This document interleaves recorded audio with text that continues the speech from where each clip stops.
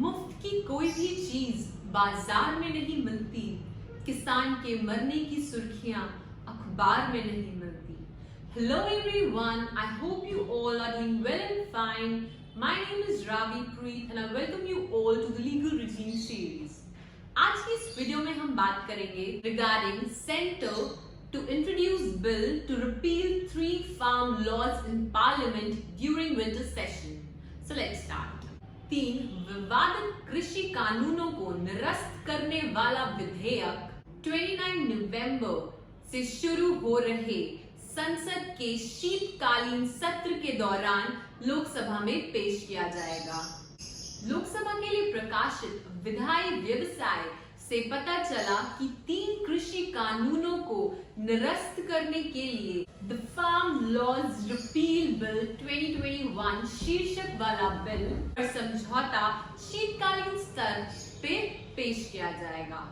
The 3 controversial farm laws that are to be repealed are Farmers Produce Trade and Commerce Promotion and Facilitation Act 2020, Essential Commodities Amendment Act 2020, Farmers Empowerment and Protection Agreement on Price Assurance and Farm Services Act 2020.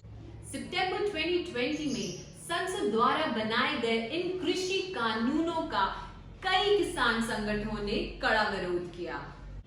देश भर के कई किसान समूह इस कानून के पारित होने के बाद से 1 साल से अधिक समय से विवाद, विरोध और आंदोलन कर रहे हैं और मांग कर रहे हैं कि इन कानूनों को रद्द किया जाए।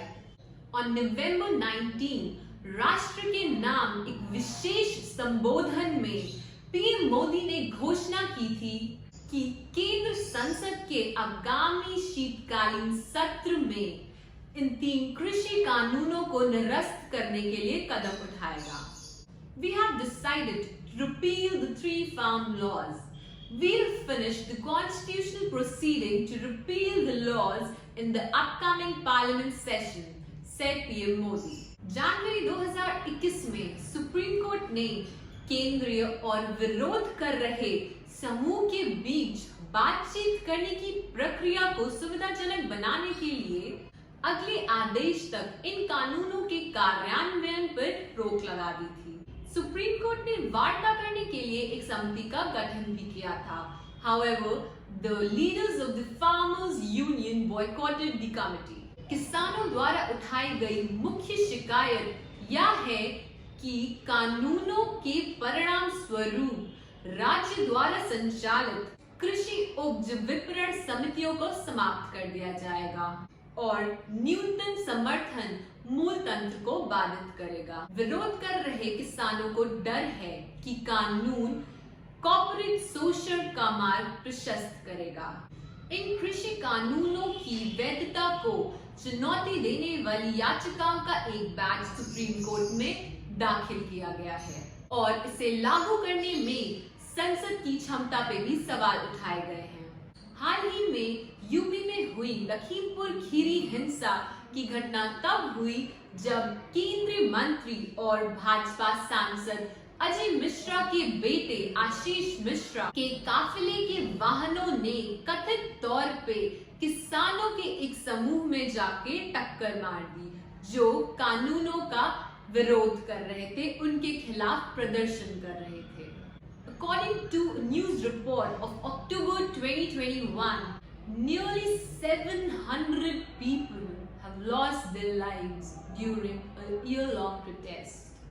Surprise announcement marks a major U-turn as the government had not taken any initiative to talk to the farmers in the recent months. किसान संघ इसे एक बड़ी जीत के रूप में देख रहा है, लेकिन विशेषज्ञों का कहना है कि यूपी और पंजाब में आगामी राज्य चुनाव दोनों के पास ही किसानों का एक बड़ा आधार है। Both have a huge base of farmers. This may have posed the decision.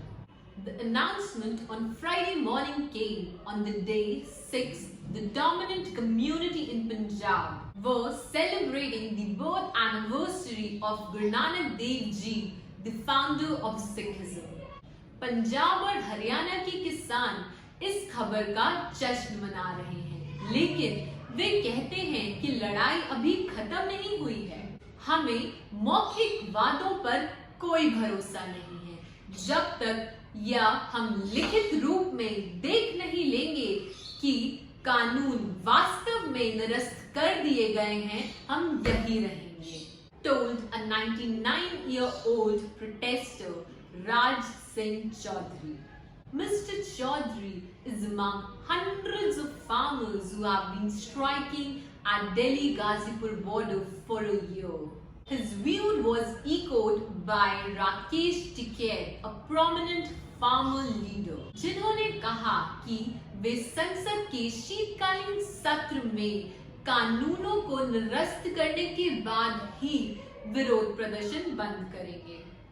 एक अन्य किसान नेता ने कहा कि उन्हें अपना विरोध समाप्त करने के लिए अपनी फसलों के लिए सुनिश्चित कीमतों के लिए सरकार से अतिरिक्त वादों की आवश्यकता है। घोषणा ने राजनीतिक पर्यवेक्षकों के साथ साथ उन लोगों को भी हिला दिया है जो कानून का विरोध कर रहे थे या समर्थन कर रहे थे।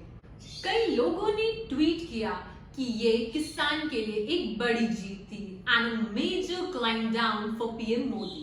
विपक्षी दलों ने इस फैसले का स्वागत किया। कांग्रेस पार्टी के नेता राहुल गांधी ने इसे अन्याय के खिलाफ जीत यानी कि a win against injustice कहा।